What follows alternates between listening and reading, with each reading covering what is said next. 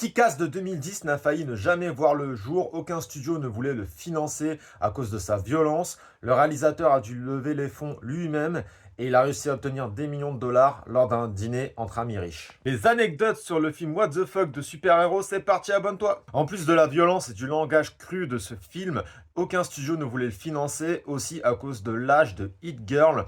Ils lui ont dit carrément au réalisateur: soit tu la supprimes, soit tu lui fais avoir 19 ans. Malgré tout ça, l'actrice du film a 12 ans pendant le tournage. Hit Girl doit découper des méchants, dire des gros mots. Ses parents n'étaient pas OK avec ça et elle n'avait pas le droit de dire le titre du film à la maison. L'acteur Nicolas Cage a participé activement à la création de son personnage Big Daddy. Il s'est notamment inspiré de la voix de Batman des années 60.